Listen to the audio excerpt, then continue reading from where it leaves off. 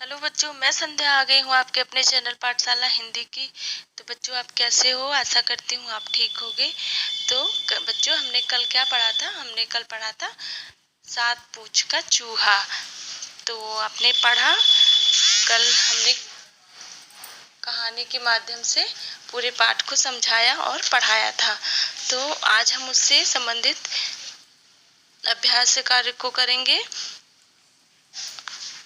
तो बच्चों, अगर आप चैनल पे नए हो तो वीडियो को लाइक करिए, चैनल को सब्सक्राइब करिए, बेल नोटिफिकेशन को ऑल पे सेलेक्ट करिए, जिससे आपको समय समय पे नोटिफिकेशन मिलता रहे।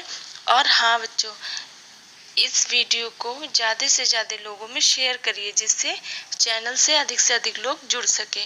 तो कल हमने पाठ पढ़ा था, आज हम अपने पाठ का अभ्यास कार्य करेंगे। तो आपको पता है, ये जो कहानी है 7 पूंछ का चूहा, ये हमारी पुस्तक का अंतिम पाठ है। इसके बाद कक्षा 1 की रिमझिम का जो पाठ्य पुस्तक है उसमें इसके बाद कोई पाठ नहीं है, ये एकदम अंतिम पाठ है। तो इसमें एक चित्र दिया हुआ है, आप देखो, जिसमें दर्जी जो है चूहे की पूंछों को काटता है। तो इसमें एक चित्र बना हुआ है। ये जो चित्र है ये उड़ीसा की पटचित्र से शैली से बना हुआ है।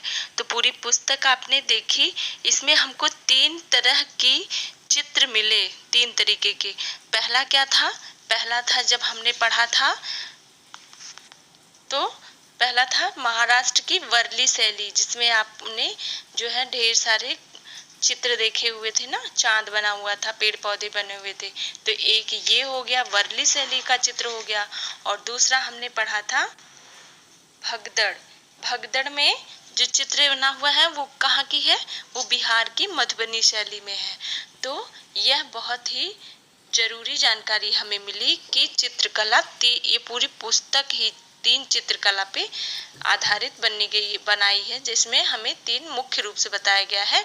एक महाराष्ट्र की वर्ली, और बिहार की मधुबनी, और अंतिम में देखो जहाँ 7 पूंछ का चूहा बना हुआ है वहाँ हमें बताया गया है कौन सी चित्रकला है? ये उड़ीसा की पट्टचित्र है। तो यह 3 चीजें बहुत ही मुख्य है पुस्तक में।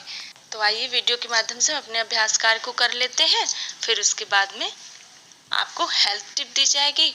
और अगर आपने कल वीडियो नहीं देखा जिसमें हमने 7 पूंछ का चूहा बनाया था, तो आप प्लीज़ जा कर के उसे हमारे टेलीग्राम चैनल पे ज्वाइन करके देखें।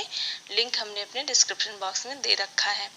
तो प्लीज़ उसे देखें और देखिए कैसे बनता है, कितना सिंपल है, कितना आसान है बनाना है।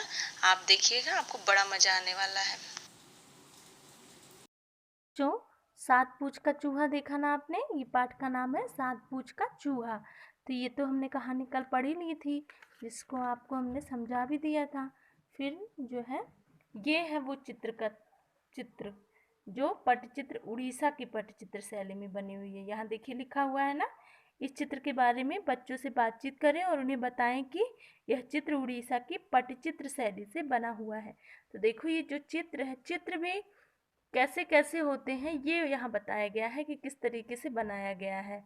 देखो कितना अच्छा, कितना सिंपल सिंपल, कितना साधारण सा लग रहा है ना। तो ये हमारी पटचित्र शैली से बनी हुई चित्र है। अब हमारा अगला अभ्यास कार्य है जिसको हम पढ़ेंगे। हमने इसको पहले से ही फिल करके रखा है, जिससे आपको समझाने में कोई दिक्कत ना हो। तो हमारा पहला सवाल है, क्या होता अगर, मतलब कि अगर ऐसा होता तो क्या होता।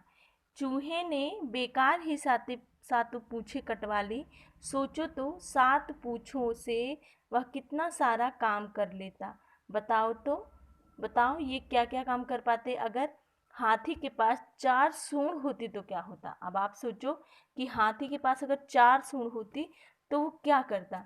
तो हाथी अपने पहले सूंड से पानी की बरसात कर सकता था। जैसे पानी अपनी सूंड में भर के हाथी गिराता है ना, तो वो कर लेता। फिर अपने एक सूंड से पत्ते और टहनियों को खा लेता, फल फूल खा लेता। और दूसरे से बच्चों को अपनी पीठ पर बैठा लेता, तीसरे से, है ना। और चौथे से वह अनेक प्रकार के करतब दिखाता, है ना। हाथी को सर्कस में भी लिया जाता है ना, तो उसमें एक एक सूंड से अपने वो अजीब अजीब से हरकतें दिखा सकता था, जिससे खूब मज़े आते हैं। ठीक है। और बंदर की 3 पूँछ होती तो क्या होता? बंदर के पास अगर 3 पूँछ होती तो वह एक साथ 3 डालियों को पकड़ लेता, है ना? पूँछ उसकी है ना, तो वह 3 डालियों पे जा सकता था। एक पूँछ से वह अपनी सुरक्षा कर लेता, है ना? और क्या करता? एक पूँछ से वह अपनी सुरक्षा करता, एक से वह अपनी डालियों पे उछल कूद करता, और एक पूँछ से वह अपने शरीर की रक्षा कर लेता। ऊँट की गर्दन खूब खूब लंबी होती तो, अगर ऊँट की गर्दन खूब खूब लंबी होती तो पेड़ की टहनियों को आसानी से पा लेता, पत्तियों को खा लेता, है ना? और वह दूर से ही अत्यधिक चीज़ों को देख लेता। अगर उसे जैसे सर उसका नीचे है तो कम चीज़ों को देखता है ना, लेकिन अगर और ऊंचे होता तो दूर से ही किसी चीज़ को, अगर वह दिक्कत में होता तो जान जाता कि हाँ मुझे ये होने वाला है। तो दूसरों की बातों में ना आकर चूहा अपने दिमाग से काम लेता। तो अगर दूसरों की बात में चूहा ना आता तो वह उसके अपने सातों पूँछ के साथ होता, उसकी एक पूँछ भी ना कटती, वह अपने 7 पूँछों के साथ होता। ठीक है। अब अगला सवाल है, ये तो आपको कार्य करना है बिना पूछ के। अब क्या होगा? रंग बिरंगे कागज के टुकड़े करके चूहे के चित्र में चिपकाओ। ठीक है। तो ये चित्र तो हमने बना रखा है, इसका वीडियो हमने अपने टेलीग्राम चैनल पे डाल दिया है, तो प्लीज़ आप जाएं वहाँ दिखाएं। मैं आपको अपना चूहा दिखाती हूँ जो कागज के माध्यम से हम लोगों ने बनाया है। तो बच्चों ये हमारा 7 पूँछ का चूहा जो हमने कल बनाया था। ठीक है। इसके देखो 7 पूँछ है, 1 2 3 4 5 6 और ये 7, है ना? 7 पूँछ हो गया ना इसके। तो हमने इसको कल बनाया था। इसको बनाने की क्या क्या इसमें लगा, क्या कैसे कैसे ये बना, ये मैं आपको टेलीग्राम चैनल पे दिखाऊंगी। ठीक है। तो उस पर मैंने डाल दिया है वीडियो, आप जाकर के उसको देख लो।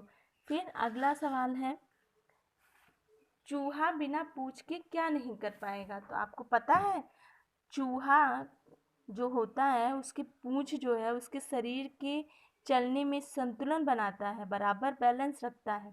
तो वह अगर उसकी पूँछ नहीं होगी तो वो कैसे संतुलित होगा? तो इधर उधर गिरेगा ना। तो अपने पूँछ से वो अपने शरीर के संतुलन को बनाए रखता है, तो वो बहुत ही ज़रूरी है। तो बच्चों आज हमारी पाठ्य पुस्तिका यहीं पे समाप्त होती है।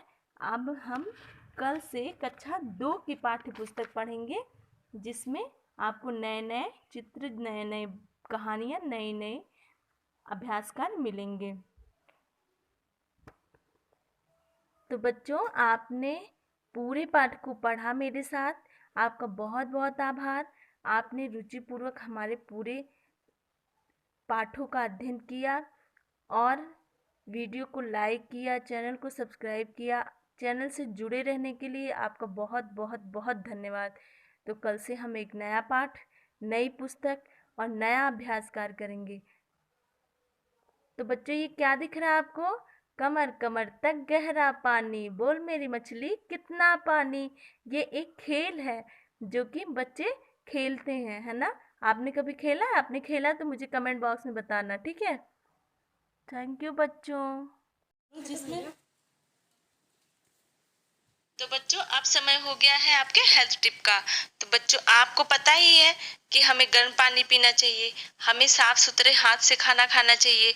ऐसे ही हमें कोई भी खाना हो, चाहे वो खाने में खाना हो या फल हो या कोई और चीजें हो जो हमें खाना हो, उसे हमें बहुत जल्दी जल्दी हड़बड़ी में नहीं खाना चाहिए।